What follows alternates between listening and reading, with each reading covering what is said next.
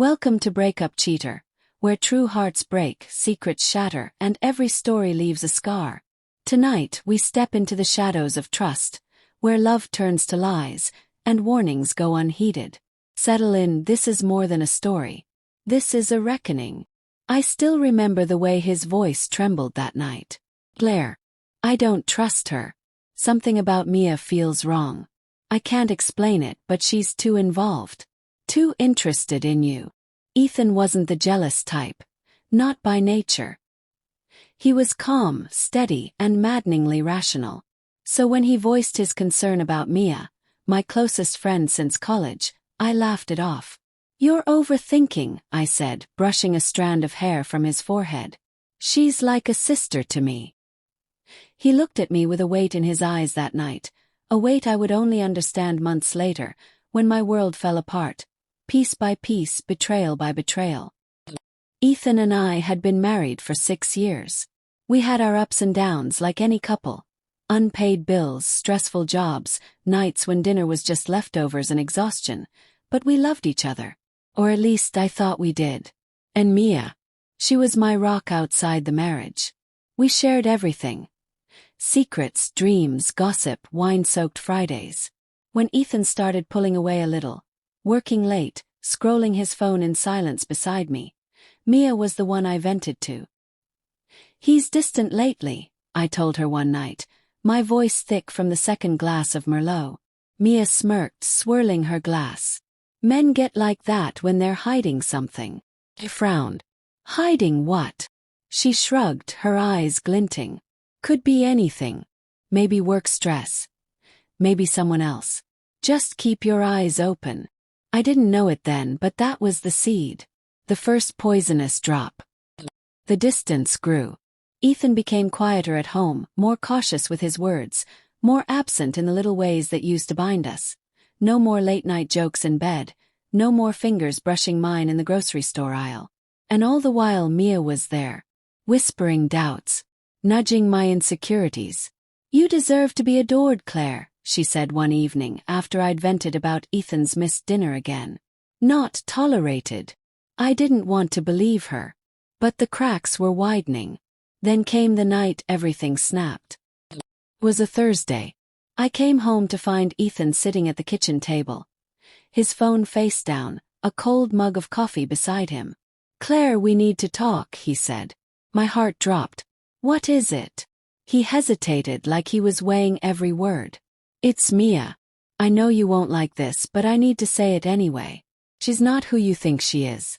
I've seen the way she talks about me, about us. She's driving a wedge between us, Claire. And you're letting her. I felt my cheeks burn, a mix of guilt and defensiveness. You're accusing my best friend now. She's the only one who listens when you shut me out. His face fell, the fight draining out of him. I'm not your enemy, Claire. But that night I made him one. The next few weeks blurred into tension and silence. I sided with Mia. I started keeping things from Ethan. Small things at first. Conversations. Plans. Then bigger ones. Nights out. Messages I didn't mention. And Mia. She leaned in closer. Always available. Always ready to remind me how neglected I was. You're still young, she whispered once, her hand on mine across the table. Don't waste your life waiting for someone who's already let go. The affair didn't start like a thunderclap. It started like rain. Soft, almost comforting. His name was Daniel. Coworker. Harmless at first. Just someone who made me laugh again, who listened without judgment. Mia introduced us at a small gathering she hosted. Daniel's great, she said, smiling too knowingly. You two should talk. And talk we did. And text. And meet for coffee. By the time I realized what line I was crossing, I had already stepped over it. The first time I betrayed Ethan, I went home and cried in the shower until my skin burned. I told myself it was his fault, for neglecting me, for not fighting harder.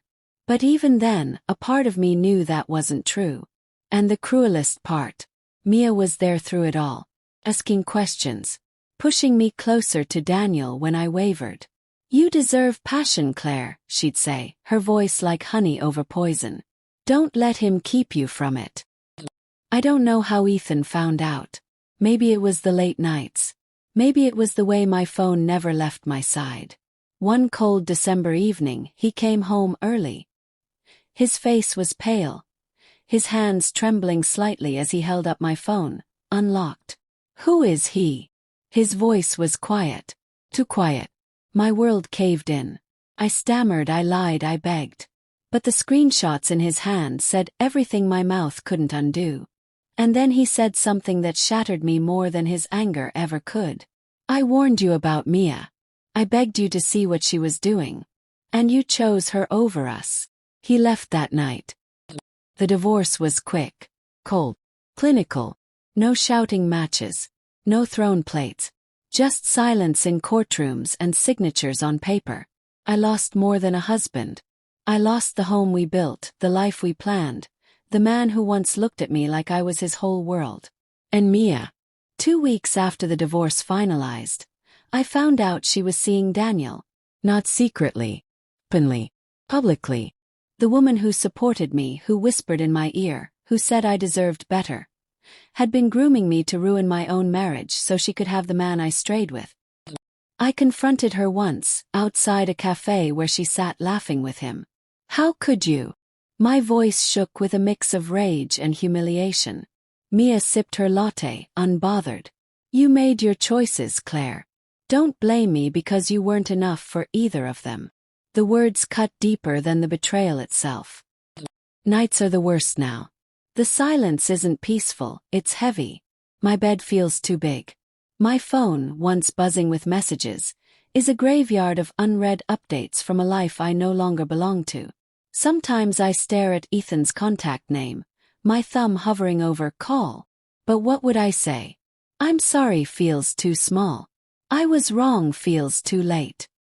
The last time I saw him was at a grocery store, months after everything.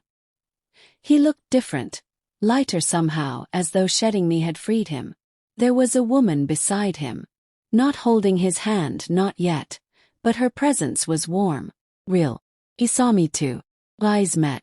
And in that moment, I realized the full weight of what I had thrown away. Not because he looked angry, but because he didn't. There was no fire left, no hope left. Just a man who had loved me, warned me, and walked away when I refused to listen. If I could go back, I'd choose differently. I'd listen to the tremor in his voice that night. I'd question the poison Mia dripped into my life. I'd fight for the man who wanted to fight for us. But the past doesn't offer second chances. Now, all I have is the echo of his warning, the taste of a friendship that turned to ash, and the emptiness of a bed where I once dreamed of forever. You've been listening to Breakup Cheater, where every tale leaves a chill long after the last word fades. If this story struck a nerve, share your thoughts below, and remember, the deepest cuts are the ones we never see coming. Until next time, guard your heart and keep your eyes open.